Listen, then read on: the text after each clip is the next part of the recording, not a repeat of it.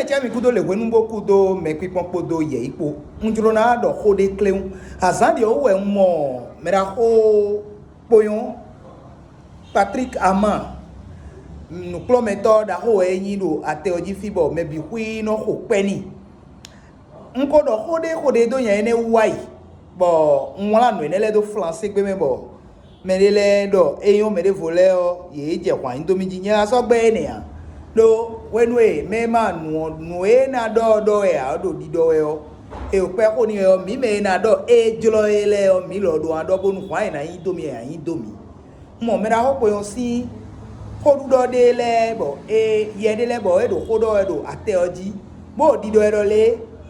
nu e gbe to do eyon ewe yon bo nu e gbe to do egble le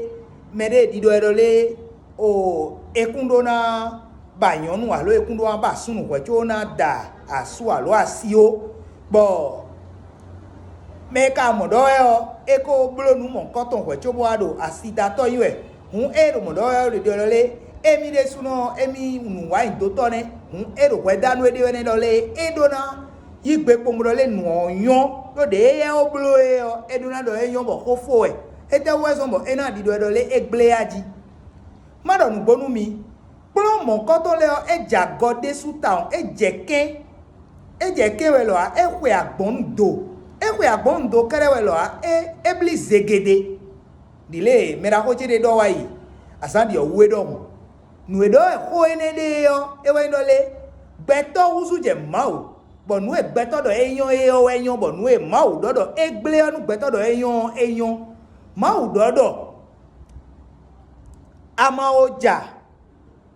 ama o da mede ahun wipe epo ma ton alo wipe epo je tin ton ji hun de ho ni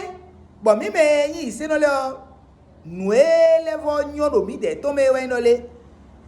eno ton do po e o mi de le o eno yin wa nu me bono wa nu e no wa da simele bono pla nyonu alo eno eja sukwe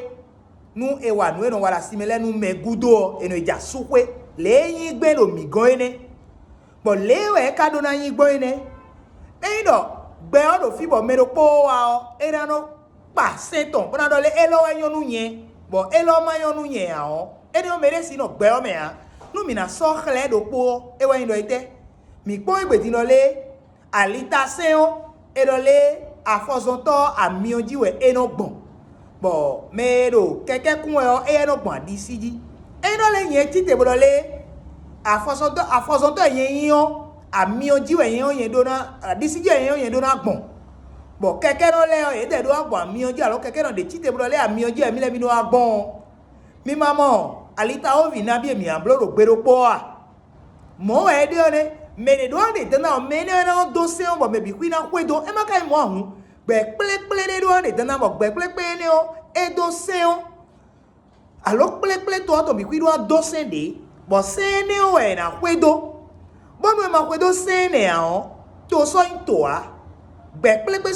pele a no bi wuzu je e wuzu je nu e mere ko ti te po na nton do sinwe e ka do mo eyon e weso me do gbe ton e so nu su denu